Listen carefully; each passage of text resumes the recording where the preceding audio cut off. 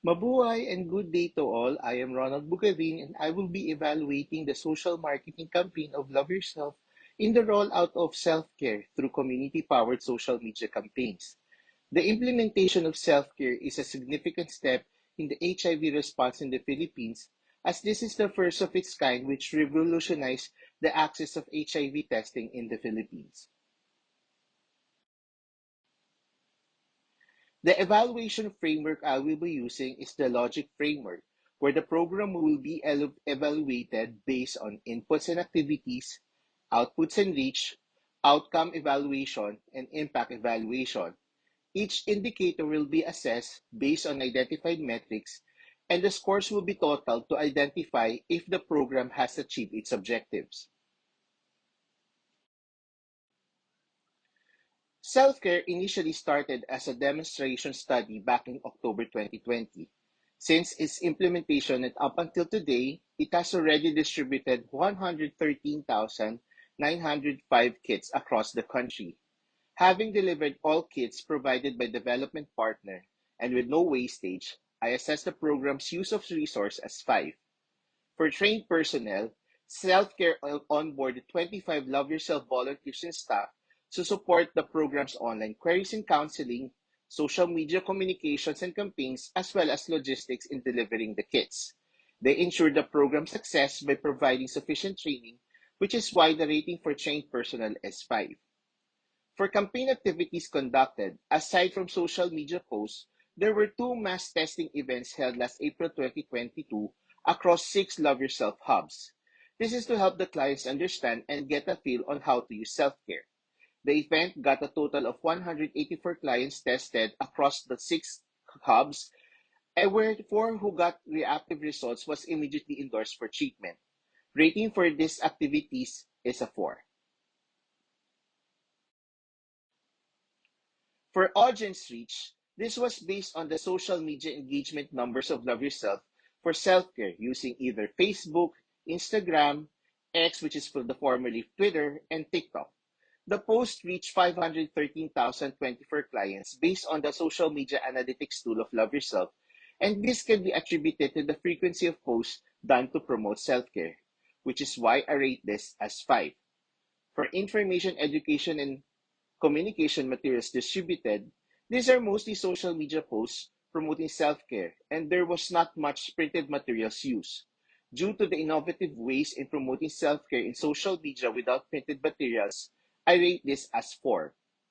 For the engagement rate, this was attributed to the use of online influencers and celebrities to promote self care, which the target key population resonate with or trust.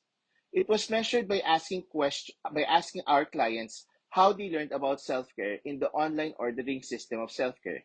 And for this, I rate it as a 4.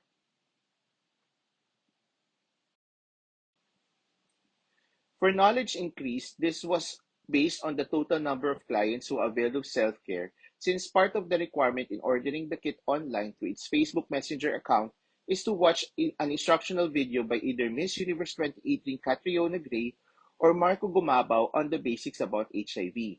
This gets a 5 rating since the platform ensured all clients accessing self-care are informed about HIV, since aside from the instructional video, they can also ask questions from online counselors manning the self-care page. For attitude change, I base it on the number of clients who got tested for HIV for the first time, since the promotional campaign might have influenced them to get tested to self-care, thus prompting the change in attitude towards HIV testing. This is rated a 4. For behavior adoption, this was based on clients who reported their test result in self-care page and signified their intent to get tested regularly. Since the numbers is only 18,987 compared against the total number of kits delivered, which is significantly low, which is why I rated it a 3. For impact evaluation, I base it on the number of clients who access treatment for those with reactive results and PrEP for those with negative results. This access to treatment and PrEP is an indication of reducing the risky sexual behavior of self-care clients, as they are now much aware on how to take care of themselves. I rated this as 3 since the numbers are significantly lower compared to the number of kits delivered. Combining all the ratings from each indicator, the total score for self-care is 48, which signifies that the program mostly achieved its objectives.